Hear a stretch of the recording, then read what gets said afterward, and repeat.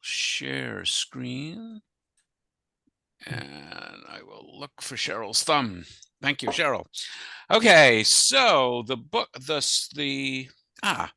so yeah, let me start the way. No, I guess we already had a session. It was a couple of months ago, before health issues for me and winter break. So we have started discussing the book of Job. We don't have to kind of go through our own little discussion, although, as you know, I very much invite comment and discussion and alternative takes on the book. The book of Job is not a short book. We've done several scriptural readings over the past year or so. On Monday nights, we have taken a deep dive into the Song of Songs, which is a pretty short book. I think we read the book of Esther. I think we read Jonah. We read the King David stories. And I was always a little intimidated about diving into the book of Job because it's not short. But I'm actually being very guided by one of Harold Kushner's books, which I will mention in a moment, to try and make this a manageable discussion. But we're going to be going at this for several weeks, I hope. So here we go.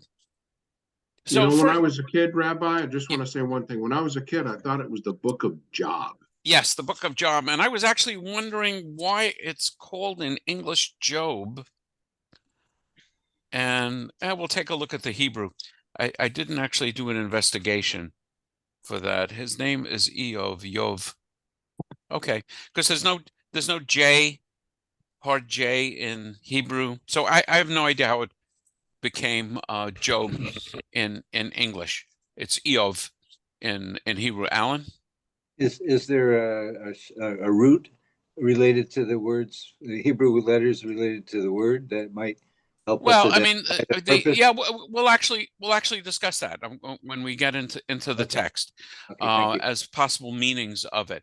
But you're never going to find a J in Hebrew. And I think Bryce, was it you that reminded us that there's the J even in English is a relatively modern. Yes, that's correct. And in fact, because we have a Roman alphabet and Roman contains no J. Okay, so J is an interesting letter. Latin, so there's a lot of praise by scholars of this book. The greatest being praised here, the greatest work of Hebrew literature that has come down to us, one of the great poetical works of the world's literature, the Matterhorn of the Old Testament. The dating is estimated at 4th century BCE.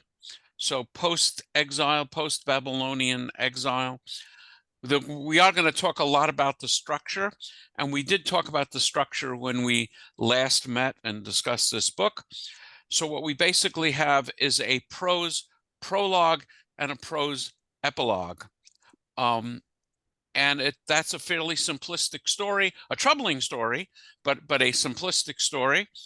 And then there's, dialogue, 40-something chapters in the middle, which are elegant, poetic language. And we'll see there's different language. So it seems pretty clear now from a scholarly point of view that that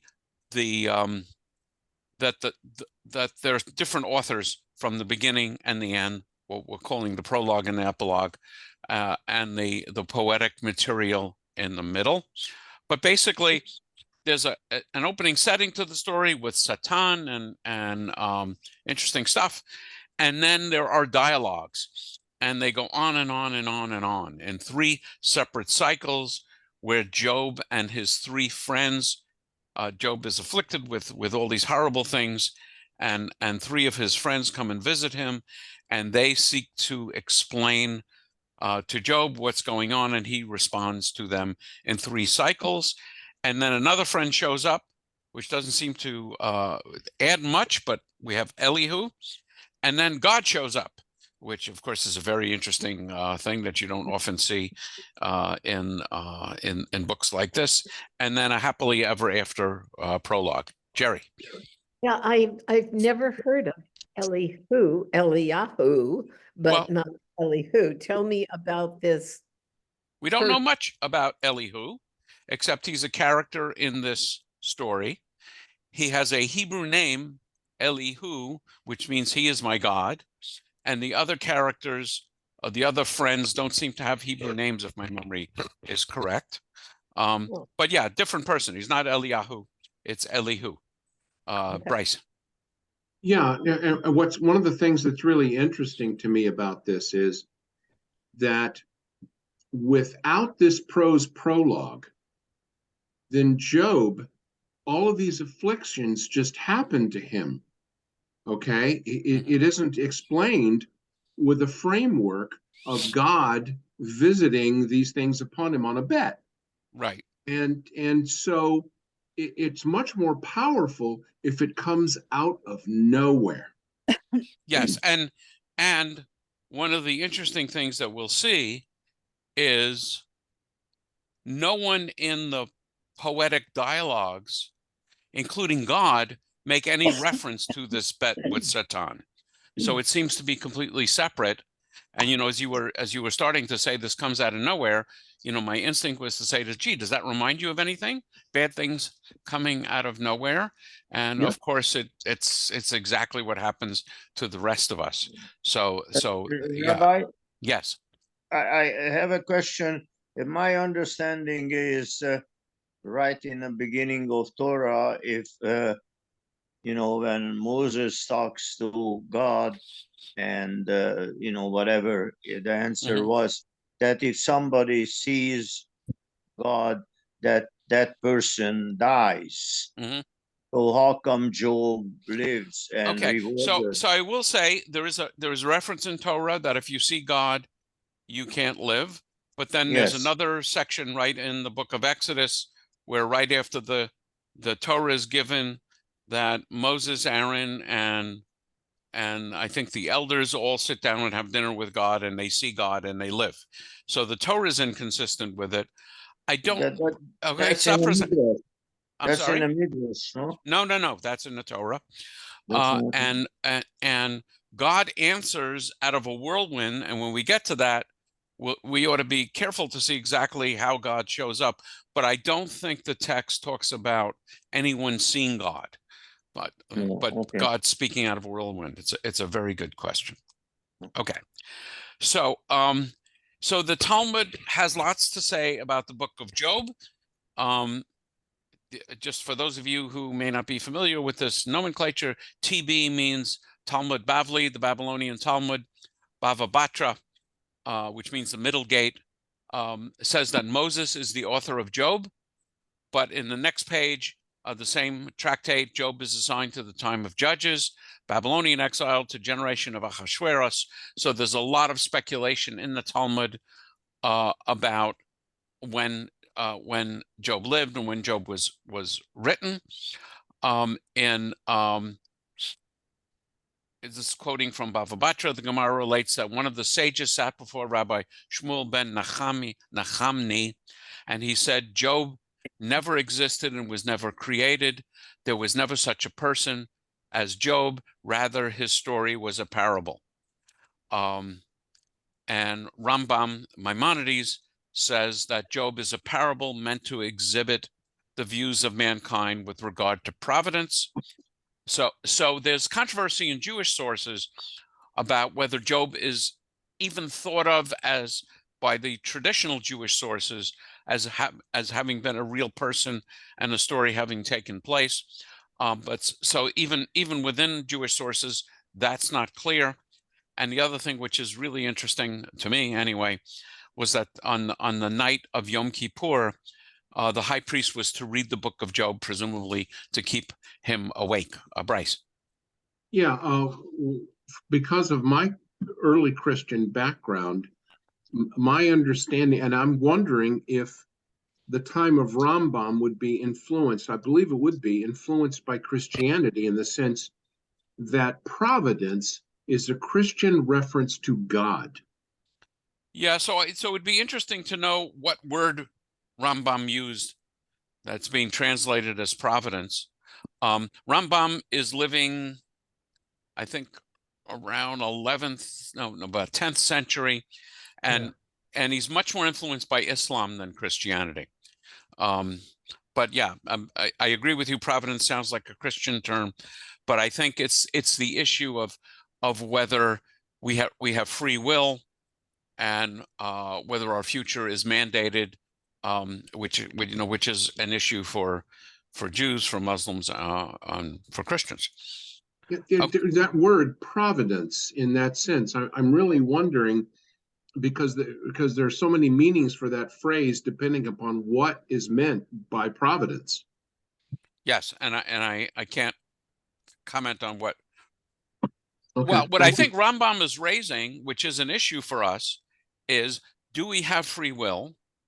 If bad things are happening to us, is that a punishment for sins?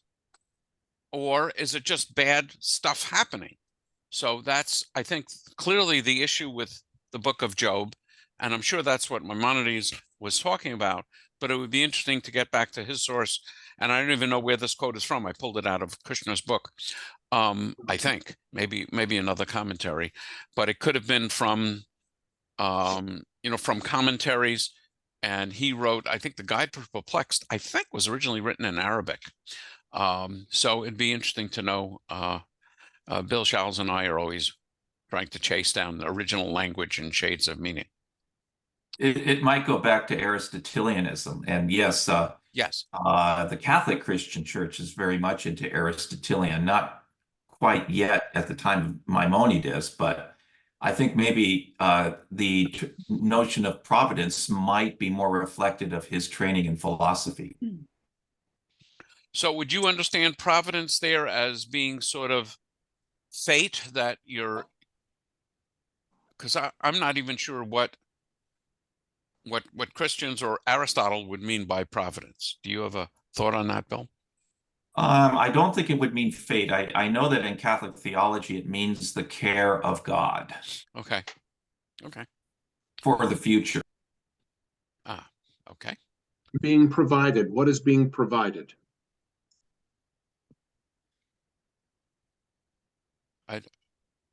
I don't know. I don't understand your question, Bryce. Well, no, and I'm just trying to elucidate the idea of it as being providence. It is what is being provided from God. Oh, okay. Okay. Yes. So it wasn't a question, it was a statement. No. Thank you. Clarification. Okay. Well, I in my copy of the book of Job, I have notes scribbled in, and I'm pretty sure most of those notes are scribbled in when I took a class with Tamara Eskenazi, 20-something years ago. And some of the notes that I thought were worth repeating to you, that she observes, that says it starts as a test of Job, and then it becomes a test of God. And finally, as we interpret it, it becomes a test of us. And she said the key question here, so these are my notes from her class, is not why do bad things happen to good people, but why do good people stay good, which is a very interesting way, I think, of just raising a theological question and also looking at this book. Apparently, and I didn't track these down, and I think Jerry Kirschman, I think you mentioned this when we studied it before, there are Job, and I don't know if he's called Job in other legends, in Sumerian and Egyptian legends, but apparently there's references to either Job specifically or a Job-like character in other traditions. And Job and Kohelet, of course, is Ecclesiastes, are in a sense in an argument with the book of Proverbs and Deuteronomy. And Proverbs and Deuteronomy, and particularly Deuteronomy, says basically good things happen to good people, bad things happen to bad people. Any questions? And so Job is saying, we tried those rules. The book of Job is saying, we tried those rules and it doesn't seem to work. It's placed just before the Song of Songs, which, when question is the Song of Songs a response to Job, basically in praise of enjoying life while you have life.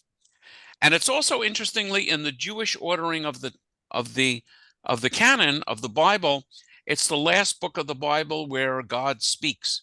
So from a Jewish point of view, this literally is God's final word on the subject of theodicy, the question of how a good and powerful and righteous God allows evil and tragedy in the world. Alan. I kind of on this fourth bullet about Job and Kohelet, I'm reacting with the following kind of comment. Job, I don't agree that it doesn't work. Job is trying to convey some sense of uncertainty that we know about life and about what God expects about us. So the uncertainty part is seems comfortable to me, even if I don't like some of the things he writes. The Kohelet part also seems to work because it's got this kind of, at some point everything happens again. So if you disagree with Kohelet, you're saying some things don't happen. Things don't always happen again. So I don't know what you mean by happen again. Turn, and the points that are made about that. Well, so that Turn, Turn, Turn is a song by the Byrds. It's not in Kohelet. Well, but there is that English translation about there is everything under the sun, everything under the sun. Every season there is, Yeah, there's a time to be born and a time to die. Yeah. But Kohelet is ultimately not a very happy book. And the tradition is that I think Solomon wrote the Song of Songs in his youth, wrote Proverbs. I think it's Solomon is attributed to the author of Proverbs in his middle age, and Ecclesiastes in his old age. And, he starts saying, basically, a dead king and a dead dog wind up in the same place. And of course, Job is basically arguing, as we will see, that God may be all powerful, but he doesn't seem to be all just. So, and Deuteronomy is basically saying God is both all powerful and all just. So the thing that I appreciate is this is an internal biblical argument, and I love the fact that the authors of the Bible, really, I guess ultimately it's the rabbis who decided what's in the Bible and what's not in the Bible, didn't feel like they had to have the Bible reflect a simplistic answer. They wanted to record the argument and the controversy. Jerry, I don't know if you mean to have your hand still up, but no, that I okay. Bryce, you mentioned that's me. Yes, you mentioned that God speaks to us. I thought he just spoke to Moses. Well, God speaks to lots of folks. With Moses, the distinction is God speaks face to face, but God speaks to prophets, and out of a dream, out of a whirlwind, out of a vision. God speaks to Elijah. God, basically the role of prophets is to be spokesman for God. Maybe spoke to Jacob too, maybe. Yeah, I mean, he speaks to Abraham, but the Torah makes a big deal out of the fact that God spoke to Moses face to face. Bryce. Yeah, so bullet 4 here. What I understand this to mean, we've tried these rules and they don't work. And the frame that I have to put that in is implicit in any set of rules or restrictions on behavior or anything that, whatever it is, whatever you're trying to mold a society to do, implicit in that is that you are going to get a reward for it of some kind, okay? That it is going to benefit your life. And what they're saying here, we've tried these rules and it doesn't always benefit people. Right. So you, Bryce, what you are saying is, if my understanding is correct, that you have faith or you believe in God because you are hoping for a reward? No, that's not what I'm saying. What I'm saying is that anyone who says, yes, I will do what I am told by some authority, if people don't get some benefit from doing it, they quit doing it. It's just human nature. Well, and or if the authority are Nazis, if you don't do it, you may be shot. Well, you know, for no, I'm not what I'm talking. Well, whatever. Okay. Yeah. What I'm So talking about is people that belong to some kind of a religious authority. yes. If you know the Shakers, okay, look at the Shakers. Okay, they had a restriction, no sex, none. All right, and they all died out. Well, they had rules, and they got nothing for it. Okay. So let me comment about what's going on here. Deuteronomy says, if you obey God's laws, good things will happen to you. And if you disobey God's laws, bad things will happen to you. And what the book Yeah. of Job is saying is that doesn't seem to work. On the other hand, here we are, 2000 something years later, and many of us are still obeying God's rules. So this is a dialogue on that subject. The Yes. reward may come in the next life. That's one answer.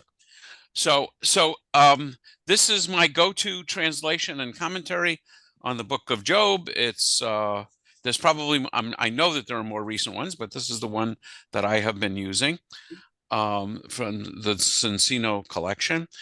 And then I know that all of you have heard of Rabbi Harold Kushner and his very, very famous book, When Bad Things Happen to Good People.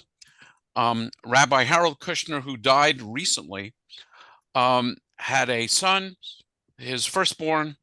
He was a young conservative rabbi, and his son died of an awful disease called progeria, that he stopped growing and started growing old at age 3. And his search to reconcile his understanding of a good, loving, and just God led him to this book in 1981. And it is an extended, I would say, meditation on the book of Job. He talks about the book of Job somewhat in When Bad Things Happen to Good People, but the second book, where he was invited to write in 2012, so quite a few years later, is called The Book of Job, When Bad Things Happen to a Good Person. And that is a very much a detailed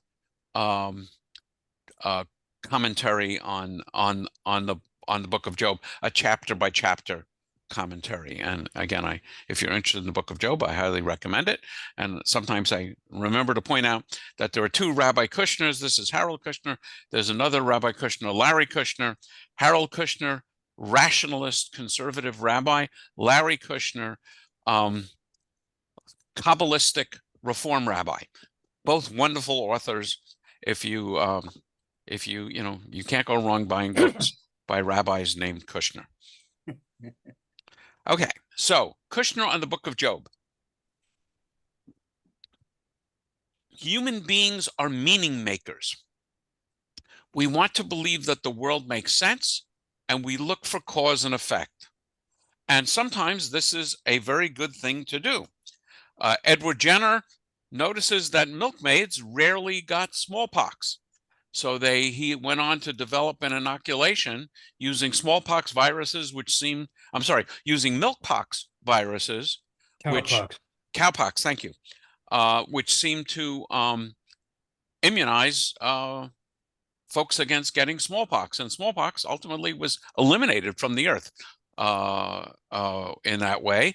And Alexander Fleming noticed that bread mold killed bacteria. So he comes up with the first antibiotic. And sometimes it's just superstition.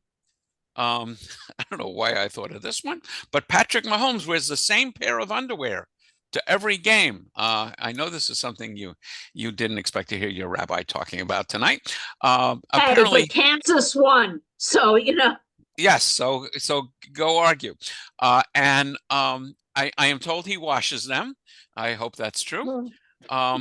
We have amulets, including a mezuzah, including tefillin, and then there's a great story of Niels Bohr, who apparently kept a horseshoe or something in his lab or something, and he was questioned. He's one of the great physicists. He was questioned by a colleague who noticed this horseshoe, and he says, Professor Bohr, surely you don't believe in a good luck amulet. And his response was, the good thing is that good luck charms work whether you believe in them or not. Because he said, of course I don't believe in it. And then, as we've discussed in other you notice correlations between the seasons and rain and so on, and it helps you plant crops and so on. We want to believe that people get what they deserve. I would say most of us have this inner sense that we want to believe that justice prevails, whether you call the author of that justice God or karma.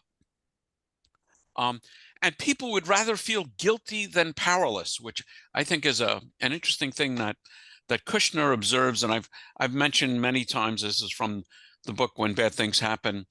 A couple comes to Rabbi Kushner, having lost a teenage daughter in a car accident, and they confess to Rabbi Kushner that they didn't fast on the previous Yom Kippur, and so they were presuming that the fact that they didn't fast was the reason their daughter was killed.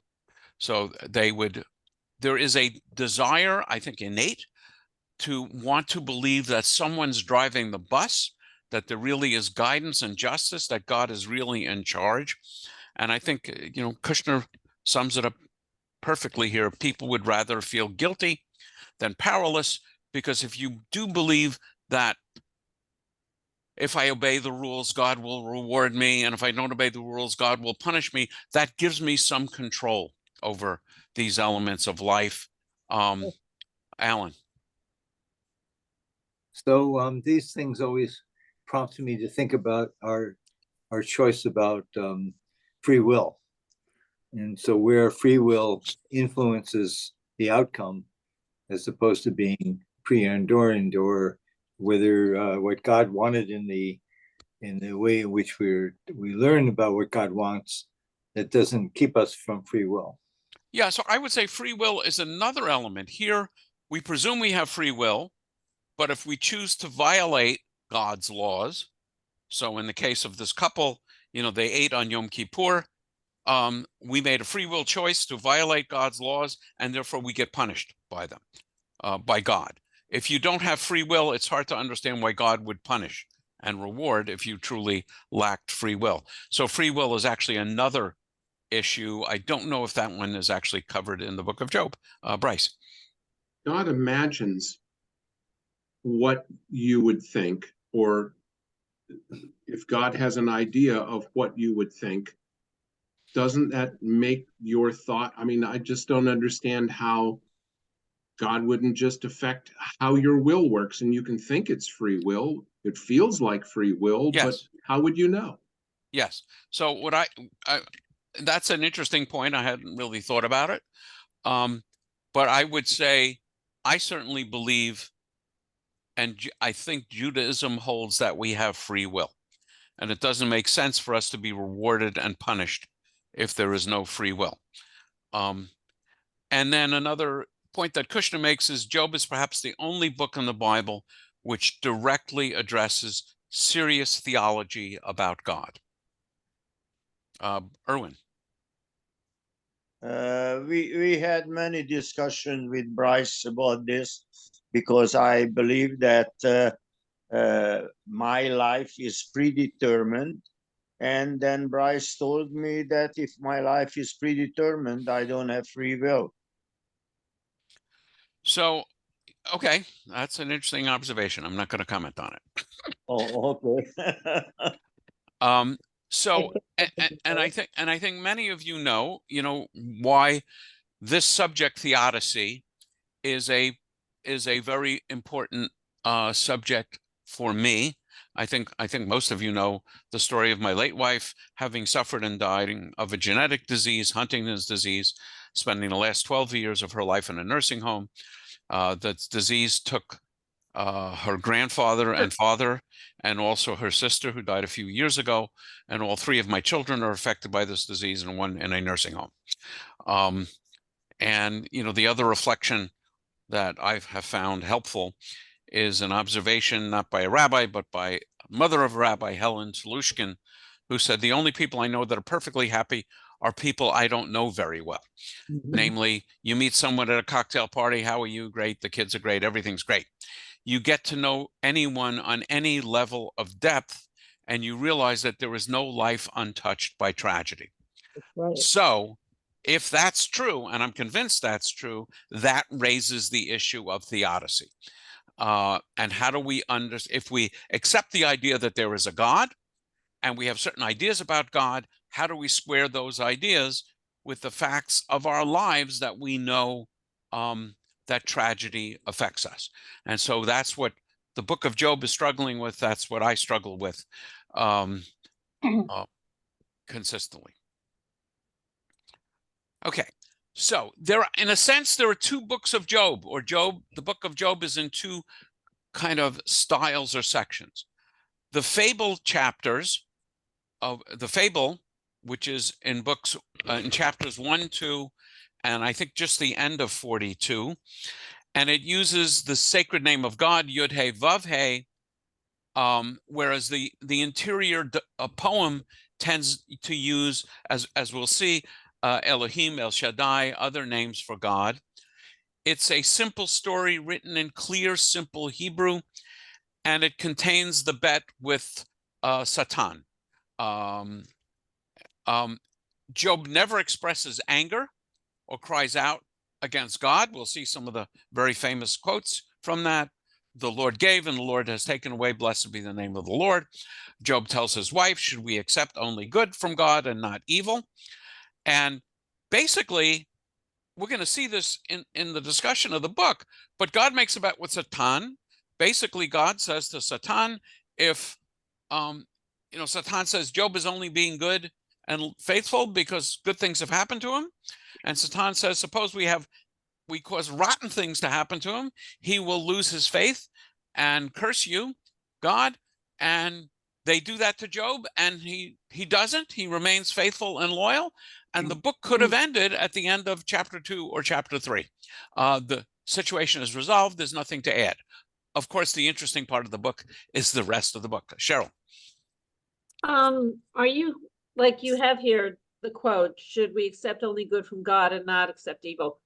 Are you going to have some of the quotes where there's questions over the translation? Because Yes, I've seen yes. different things with Job where it has totally different meaning based on the translation. Oh, yeah. I have that in spades. And in fact, in a couple of places, and Dr. Schals knows this very well, there's one where a critical element, which is interpreted very differently in Jewish sources and Christian sources, and I have 10 different translations of the same line, which lead to very different, and these are 10 reasonable translations that lead to very different conclusions. I think that's true in the middle of the story, not so much in the opening and the closing, because the opening and closing is actually written fairly simply. But I will, as we go through this text, I'll have the Hebrew, so we can, we can take a close look at the Hebrew. And then chapter 42 is a happily ever after ending, where Job gets he keeps the same wife, he gets new kids, he gets new crops, and it's very, very simplistic. God, as presented in the fable, prizes unquestioning loyalty. God wants offering of good deeds and animal sacrifices. God is all-powerful and all-controlling. But interestingly, God doesn't appeal to be all-knowing, because he has to ask Hasatan, the adversary, what's going on the earth, and Satan is reporting to him. If God was all-knowing, he wouldn't need that report. God isn't necessarily moral, as many of us have observed in this bet that God makes, with Satan. And God is acting very much like a despotic king. We can fear such a God, but it's hard to see how you would love the God of the opening of the book of Job. And by the way, I can't remember if I have a slide on this. People are always praising the patience of Job. The patience of Job lasts 1 or 2 chapters in a 40-chapter book. Job is not patient at all, and meekly accepting of his fate. Bryce. Isn't it of a piece with like the Greek gods and the other gods of all the time around them, that the gods had no moral reason for doing anything. They did things because it pleased them and it was interesting to them and it amused them. And that's why they did what they did. And this Yes. is very similar to the amoral gods of the time. Yes. So what I would say, what is immoral, not necessarily amoral, is that God would do such a horrible thing to Job on a bet with Hasatan. I consider that immoral. In other places in the Bible, God's morality and justice are essential part of God's nature. You know, when Abraham argues for the people of Sodom and Gomorrah, he opens the argument with saying, shall the God of justice not do justly? So a huge difference between the God as conceived in Jewish sources is that God is bound to a covenant, and the covenant is based on justice. That doesn't seem to be operative in the first 2 chapters of the book of Job. And it certainly is operative in the other chapters of Job. Right. Well, this is also, this is one of the latest additions to the Bible, and so this is a somewhat late addition. Yes. Yes, and so it's certainly possible that certain ideas and things might have bled in from outside. I'm not saying it's why. I'm just saying it's possible. Yeah, and I think it's rejecting that idea that God is disconnected from morality, but we'll see. So the poem of Job, which is 90% of the book, is quite different. The Hebrew is quite poetic and complex. There are more instances of hapax legomenon, a wonderful word you can try and throw into your daily conversation. I challenge you. But only once. Which, yeah, you can only do it once. That's right. Because people will stop inviting you to dinner if you do it more than once. The hapax legomenon is a word occurring only once in the Bible. It has more instances of this than any other book. The poem only uses Yud He Vav He at the very end. The poem uses Shaddai, El, or Elohim to represent God more, which is a marker that it's probably a separate author. And the first thing that Job does is curse his fate. So putting to rest the idea of the endless patience of Job. And he repeatedly challenges the fairness of God. We then have an incredible dialogue in poetic form, questioning the foundations of theodicy. And the poem doesn't seem to know anything of the fable. God does not address the Hasatan bet. So when God finally shows up and starts responding to Job, if the book really was a seamless whole, you might expect God to say, well, I had this discussion with Hasatan, and that's why these things happen to you. But the God in the poem doesn't seem to be aware of the God in the fable. Say that again. Sorry? Say that again. Okay. So I'm arguing, and I think scholars agree, that there are 2 separate stories here written by separate authors. What I'm calling the fable, and the fable deals with God making a bet with Hasatan about whether Job will retain his loyalty to God in the face of horrible things happening to him. And then at the end, God rewards Job by restoring children and flocks and things. A fairly simplistic story. And then there's these 39 chapters of a discussion of God's justice and power and Job's innocence or guilt. And nowhere in that interior story does God make a reference to the bet with Satan. Are you with me? You follow? Okay, now I do. Okay, yeah. Thank you. Okay, so we have this word Hasatan, the Satan, and it's related to a Hebrew verb meaning to obstruct or impede. In this story, it always has the definite article, ha, which means is the Hebrew letter he. So it is a title or a job description. It is not a name. Later on, both in Jewish sources and certainly Christian sources, Satan seems to be the name of a counterforce to God, but certainly not in this book. One scholar believes it's related to the root shut or shatat, meaning to roam and go back and forth. The role of a spy. Here I'm going to, rely on Dr. Charles. The Greek translations of this book use the word diabolos for Satan, an informer from which we get the English word devil and diabolical. And biblical Judaism hardly knows the Satan of Christianity, although this idea is developed in rabbinical and medieval Judaism, and it also appears in Islam in the Quran, where the Satan has the name either Iblis or I think it's Shaitan. So we see that, and I think that's a development over time in medieval periods where this idea of sort of a counter to God develops. Okay, so we are actually ready to start reading the book. We've gotten through the introduction. So would someone like to read in the English? I will. Thank you. There was a man in the land of Uz named Job. The man was blameless and upright. He feared God and shunned evil. 7 sons and 3 daughters were born to him. His possessions were 7,000 sheep, 3,000 camels, 500 yoke of oxen, 500 she-asses, and a very large household. The man was wealthier than anyone in the East. So we have this word tam, v'yashar. Tam is blameless. It can also mean simple, innocent. Yashar means straight. V'yarei Elohim, and fearing God or is in awe of God and turning from evil. The numbers 7, 3, and 5 express wholeness and perfection. We see this in the Bible again and again.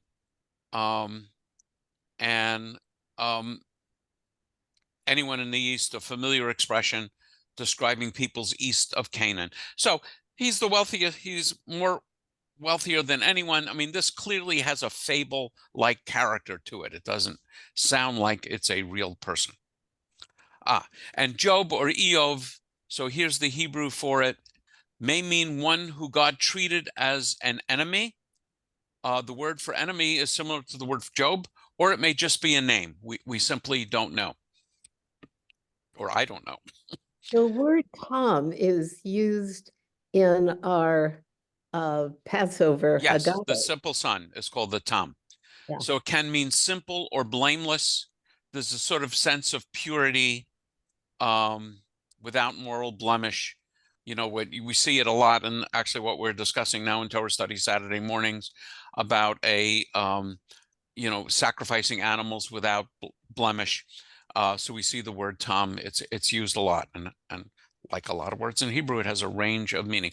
By the way, over and over again, particularly in the middle chapters of this book, we will see notes in the text. And certainly I'm getting this text from Sefaria, and they almost all, if you click on them, it says meaning of Hebrew uncertain.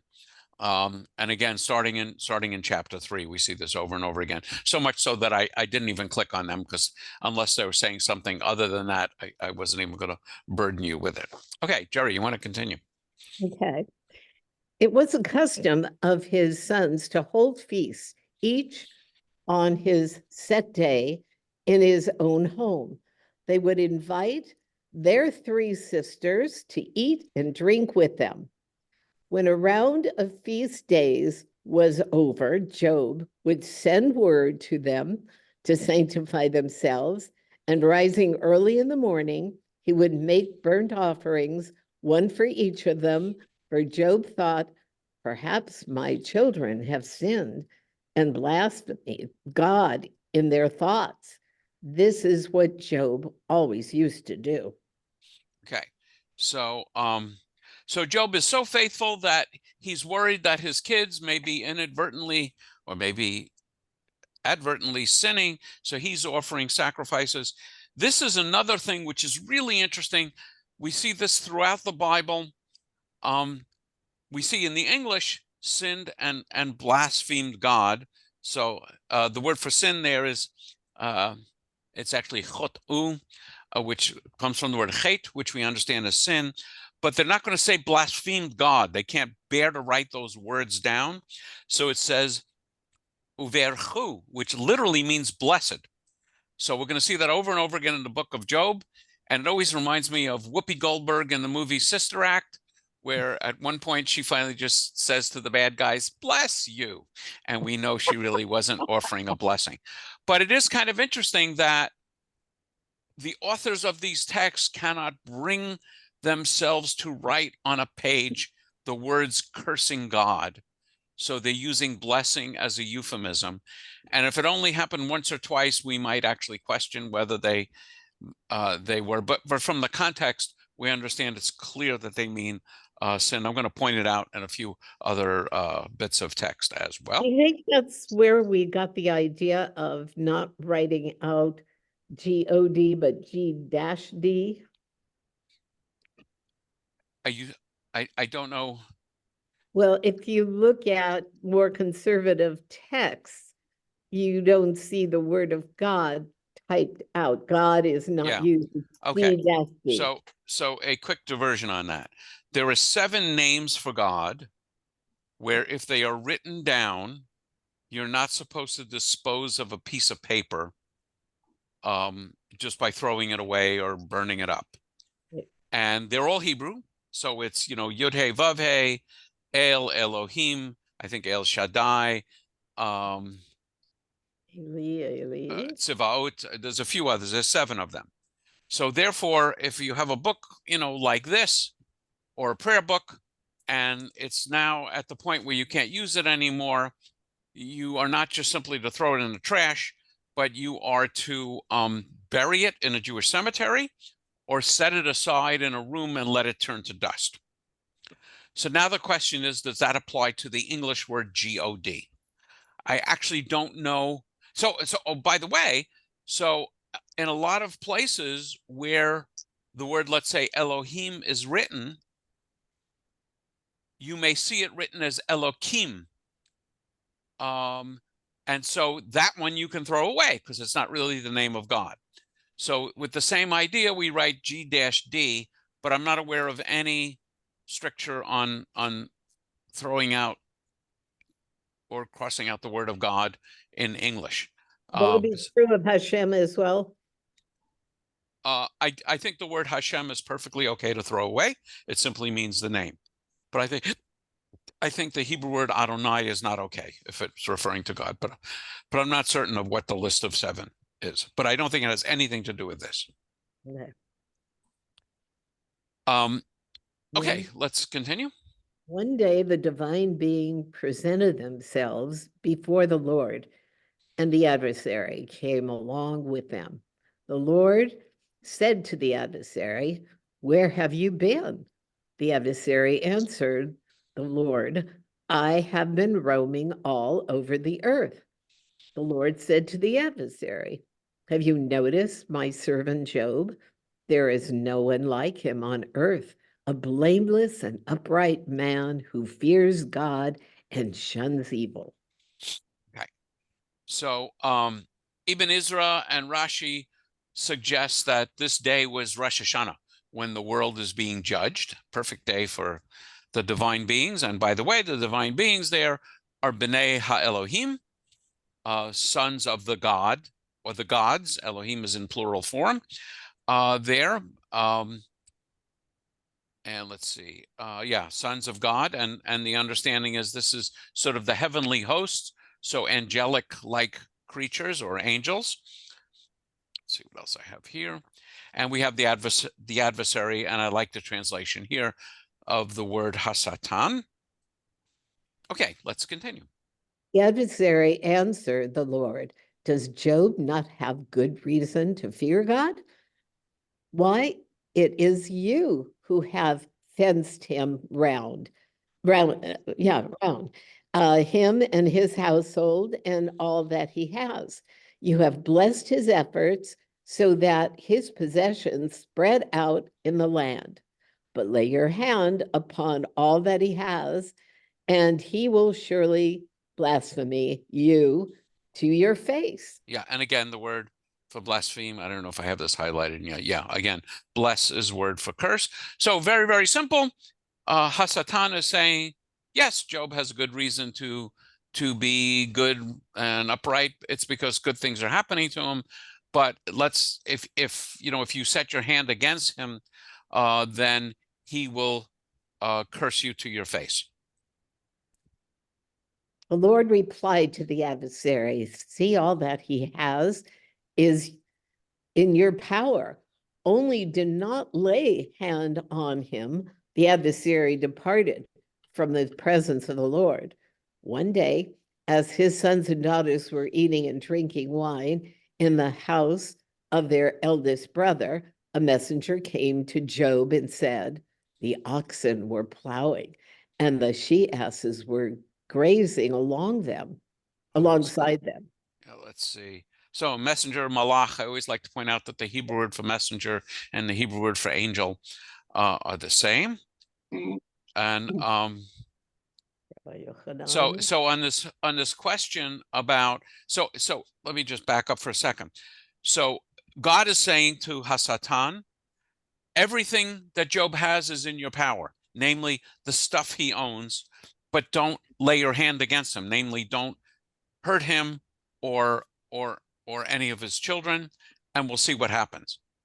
So Rabbi Yochanan, again in Bava Batra, says, were it not explicitly written in scripture, we would not dare say it. God's wager with Satan is like a human being who allows himself to be talked into acting against his better judgment. So again, I love the Talmud for in effect saying that although we find it hard to say this, God is only human. It's also pointed out that even saying good things about someone can lead to problems, because here Satan, God was bragging to Satan and the heavenly host, and that caused the problems. I'm going to try and take a quick look at the chat. Just you guys should just know that I don't keep track of the chat. So if you're trying to get my attention by typing something in chat, that's not the way to do it. Okay, so anyway, it says, so the oxen were plowing and the she-asses were grazing alongside them when, Jerry? Sabaeans attacked them and carried them off and put the boys to the sword. I alone have escaped to tell you. This one was still speaking when another came and said, God's fire fell from heaven, took hold of the sheep and the boys and burned them up. I alone have escaped to tell you. This one was still speaking when another came and said, a Chaldean, is that it? Chaldean. Chaldean, okay. Chaldean formation of 3 columns made a raid on the camels and carried them off and put the boys to the sword. I alone have escaped to tell you. Okay. So bad things are happening. Sabaeans were powerful, wealthy people of what is now Saudi Arabia. And the bad news is just piling up. So Jerry, why don't you continue? This one was still speaking when another came and said, your sons and daughters were eating and drinking wine in the house of your eldest brother, when suddenly a mighty wind came from the wilderness. It struck the 4 corners of the house so that it collapsed upon the young people and they died. I alone have escaped to tell you. So I want to correct what I said before.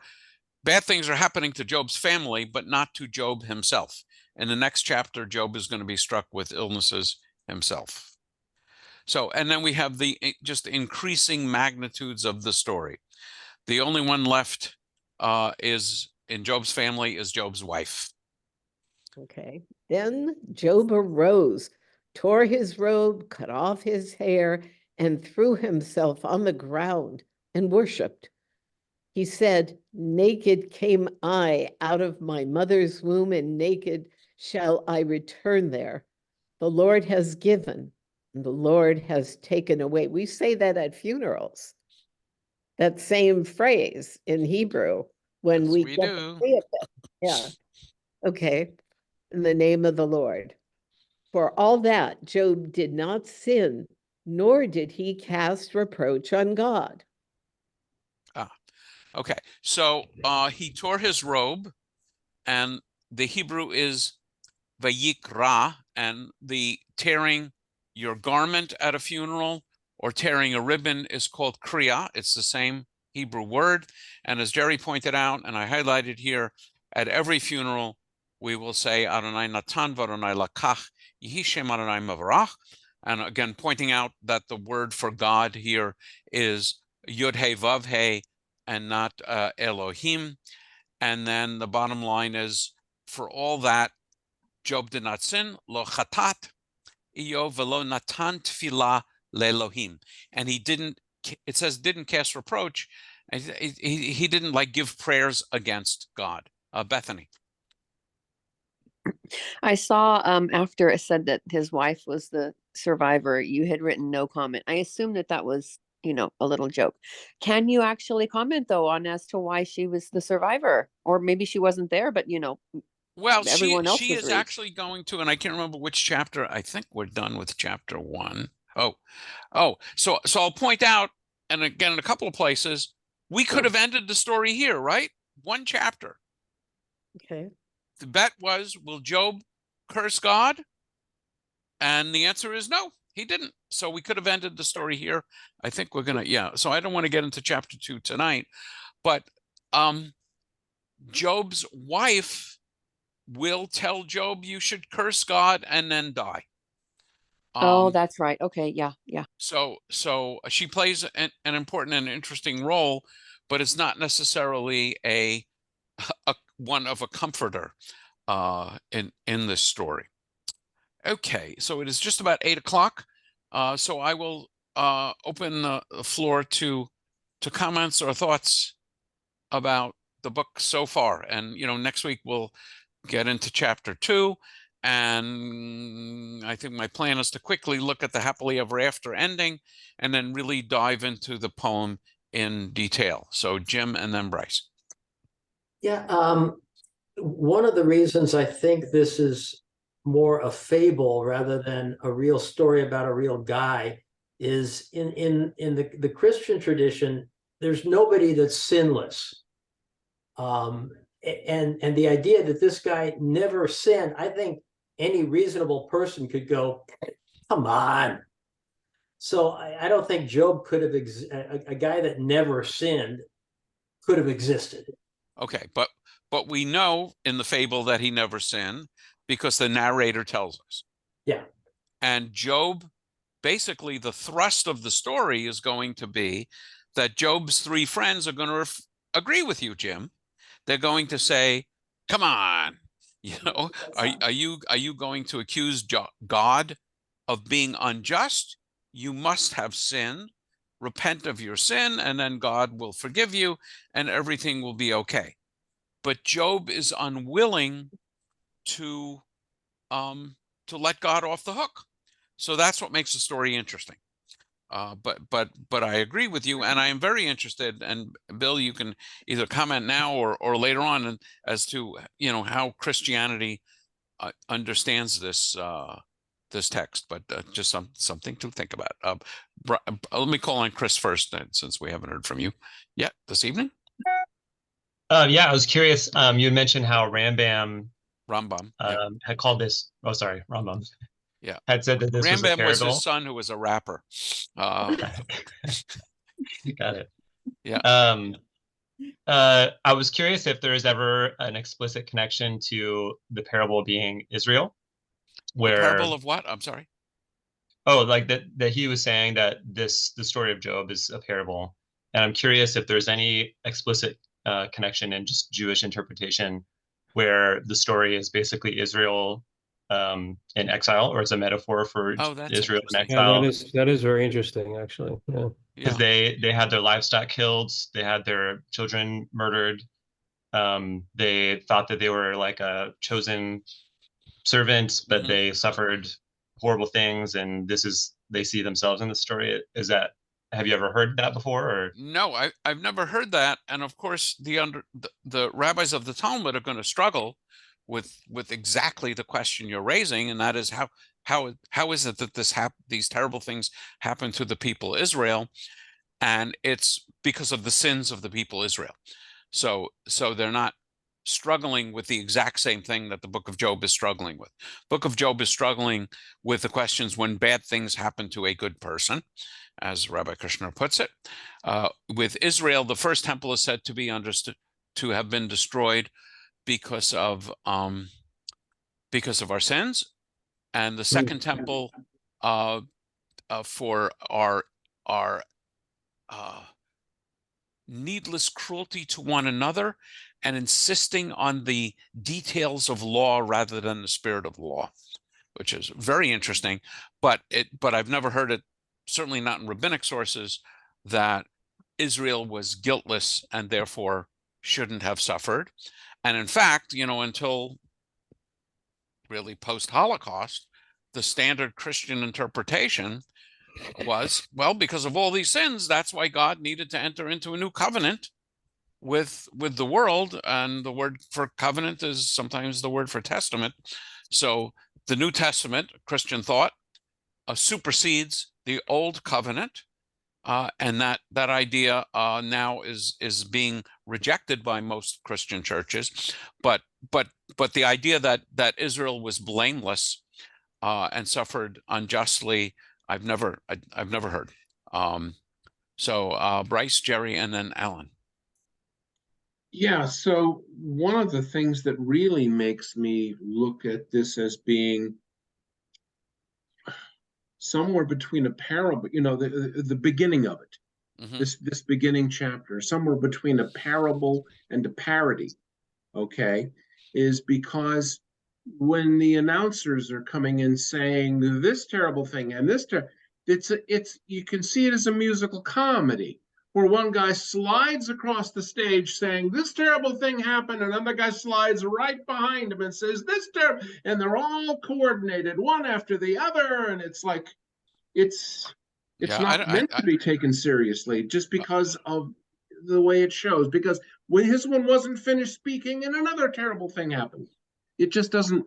Yeah, so I absolutely see it as a parable, which is meant to be taken seriously, but not literally. And I don't see anything funny about it.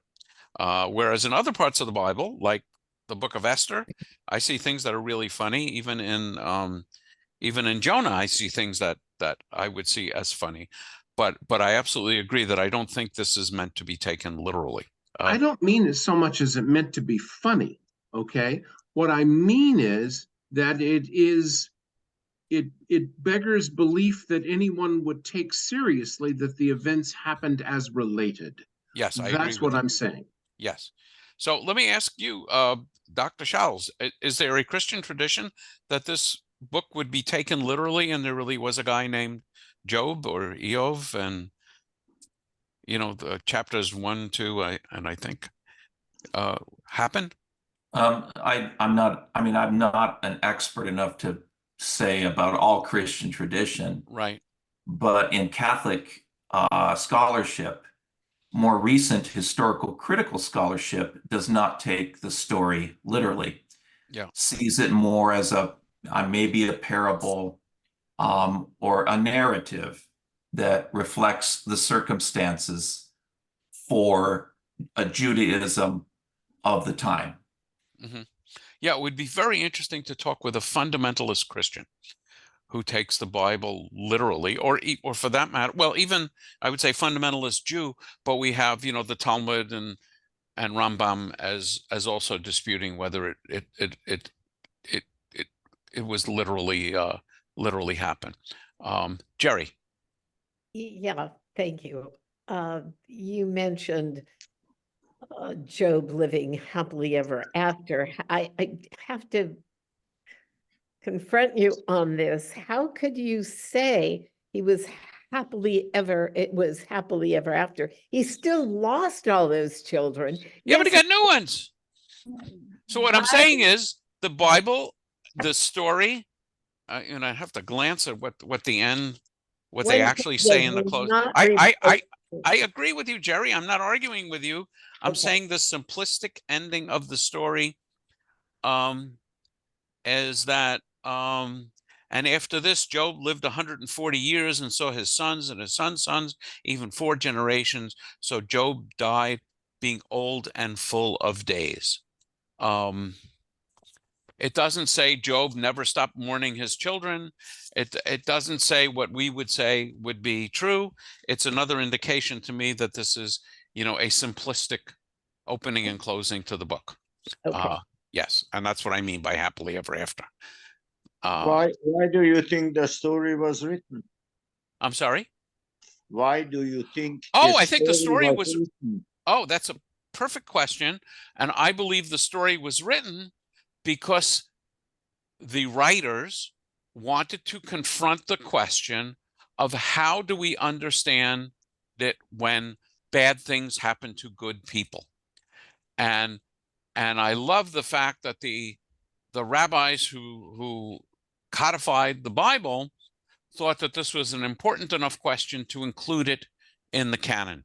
And they were open to raising fundamental, serious questions about God and about the nature of God. How we all come, get tested? Yes. how come Job never asked why me? Job does. Job will say in the next chapter, shall we only accept good and not evil from God? So Job will give an answer I would give, and that is God sends good, God sends evil. The Job of chapters 1 and 2 is a very faithful, accepting Job, who agrees, submits to God, and keeps faith. The Job of the rest of the book is not someone who does that and says, why me, over and over and over again, and says, it would have been better, I would have never been born, and I curse the day of my birth. I think even curse the day of my conception. I mean, states over and over again, why me? Alan? 2 things. When you think about things that go wrong, or I think of things in the Bible and the Torah, that has to do with communal versus individual. This feels like this focuses on individual, not communal. Yes. The Yeah. second, go ahead. We don't know that Job is Jewish. We don't know what tribe he's from. We don't know what people he's from. And it doesn't seem to affect anyone other than his family.